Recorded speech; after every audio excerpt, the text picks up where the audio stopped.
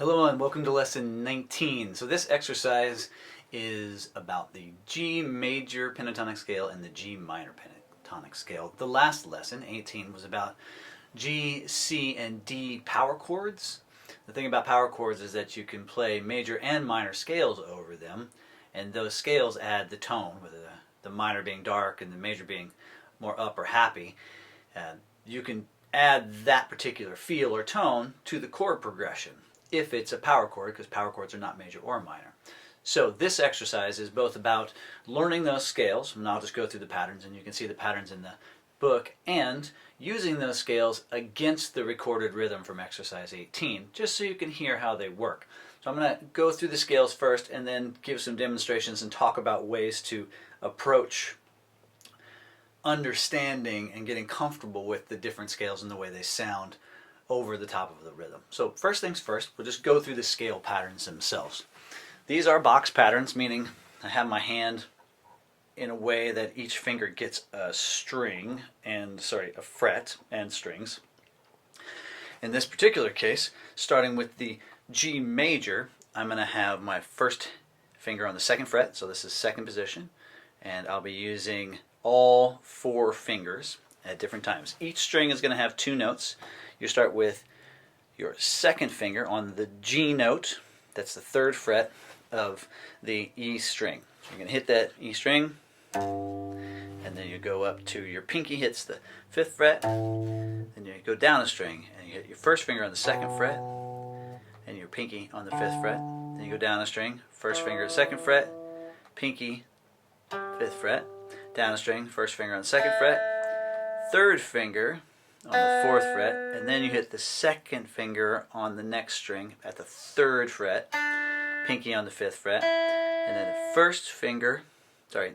second finger on the second fret and pinky on the fifth. So play it a little more quickly.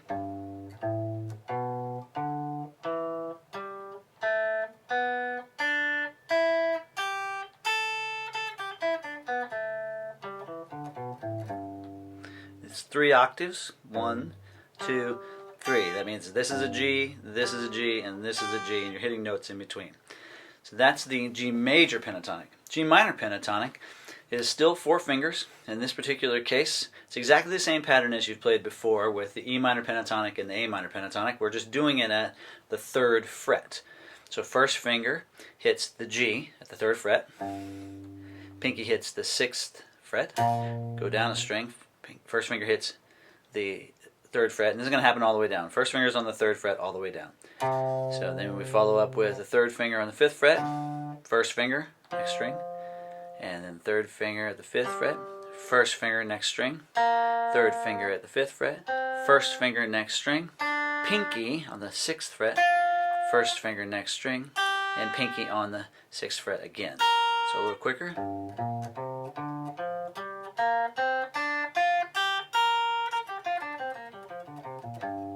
So that is the minor pentatonic scale. Now you'll notice that the first note is G on both major and minor.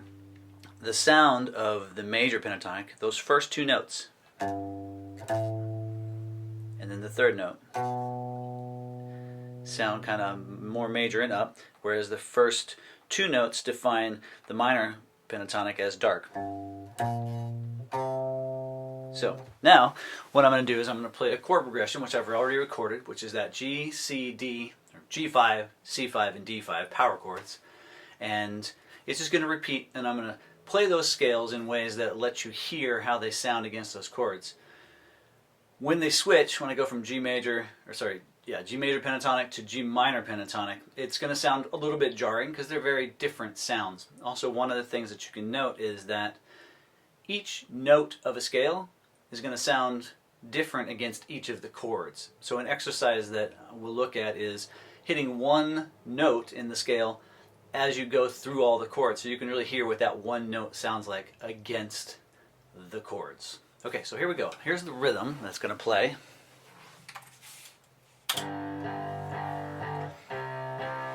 So first thing is to go through G major, starting on the G.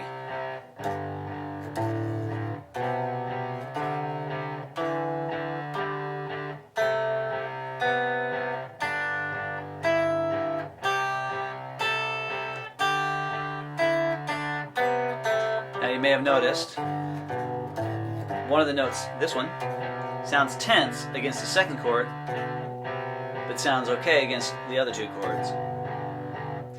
That's normal. So if we do one note of the scale through each chord progression, you can hear how it sounds against each chord. Sometimes they sound good, sometimes they don't.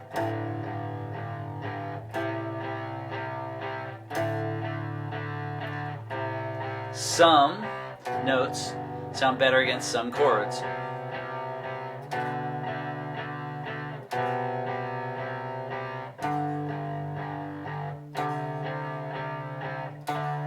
I'm just going to do the last ones.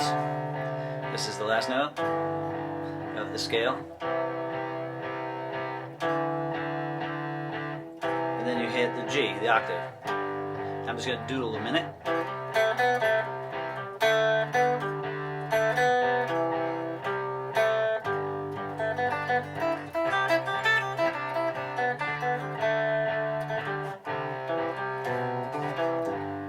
Okay, so that's major. Now if I hit the minor scale, it's going to sound very different. It might feel a little jarring at first.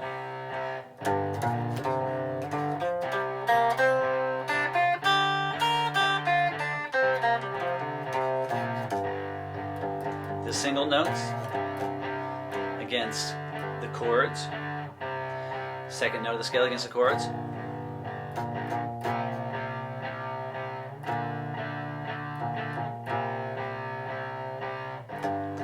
So you can do that exercise where you play each note and let it ring through the whole chord progression so you can hear what that note sounds like. And then eventually, when you get comfortable, you can just start moving through the scale.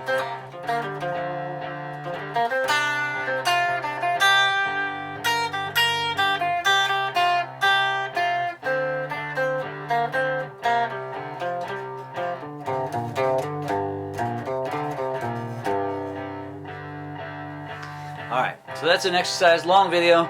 I hope you're stuck with me and get the idea. Just spend time playing those scales against those chords, and you'll learn stuff.